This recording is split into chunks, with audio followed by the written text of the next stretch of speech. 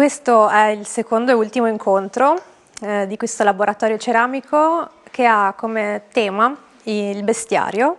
La volta scorsa ci siamo concentrati sul disegno, sul segno e sulla preparazione di questo elaborato che oggi andremo a colorare. E i soggetti di questi piatti decorati sono appunto gli animali.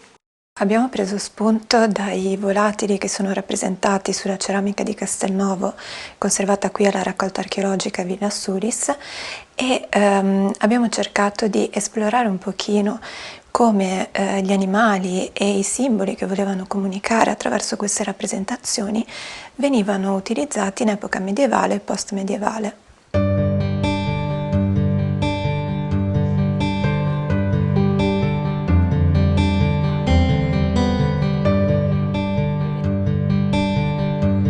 Qui a Castelnuovo in realtà abbiamo soltanto dei volatili come rappresentazioni zoomorfe. Nel periodo medievale e post-medievale però gli animali raffigurati erano vari. Abbiamo il cane, che era un simbolo molto comune, generalmente a rappresentare la fedeltà, però molto spesso gli animali avevano delle simbologie che sono variate con il tempo, quindi è anche interessante esplorare questi aspetti e capire come le influenze religiose, le influenze delle nuove società che si sono formate nel corso dei secoli hanno cambiato il nostro modo di vedere gli animali. I volatili che significato avevano? Dipende, molto spesso sono raffigurate delle colombe, quindi un classico simbolo di pace, diciamo di armonia. A volte però abbiamo anche degli altri volatili, come ad esempio i corvi, che hanno tutto un altro significato, quasi diametralmente opposto.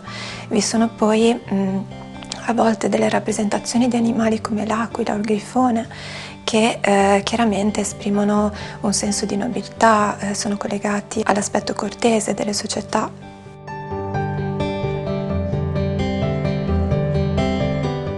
Come pigmenti, come li colorate? Utilizzeremo dei pigmenti che si chiamano sottocristalline, che vanno utilizzati dopo la prima fase di cottura, quando il pezzo si chiama biscotto sostanzialmente.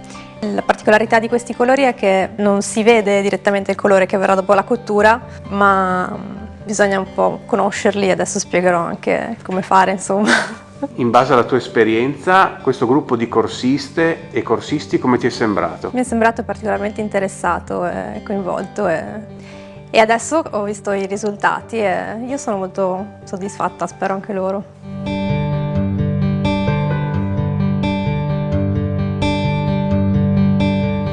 Mi piace prima di tutto per mettere le mani in pasta, mi piace lavorare e poi mi consente di provare, cancellare, rifare. Il più difficile è poi colorare, quello sì, ma è sempre una sorpresa quando si apre il forno. Siccome non sono, diciamo, allenata a questo tipo di lavori, quindi mi sono scelta una forma semplice, lineare, anche perché tendenzialmente io come persona amo le cose semplici, non elaborate.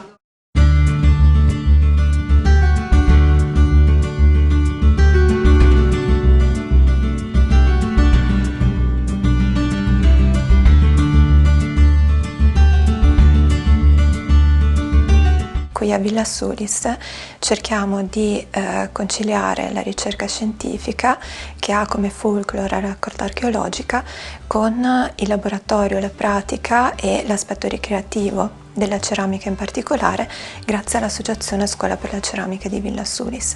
E questo laboratorio un pochino cercava di mettere insieme questi due aspetti, con una parte un pochino più scientifica in cui abbiamo spiegato il senso del tema che abbiamo scelto, e una parte pratica in cui i partecipanti hanno potuto un pochino lasciarsi condurre dalle proprie velleità artistiche, diciamo.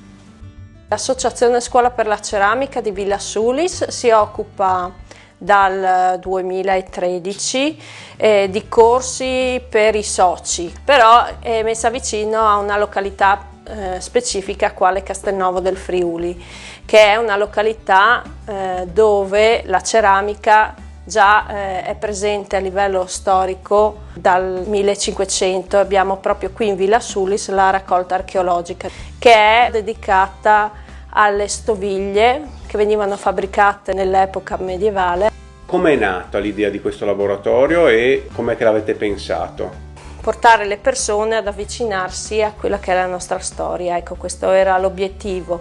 Per farlo è quello che ormai tutti i musei sanno che c'è da fare, è quello di avvicinare le persone tramite l'esperienza diretta, per cui ci siamo focalizzati sulla parte della decorazione e quest'oggi si dedicheranno all'uso del colore.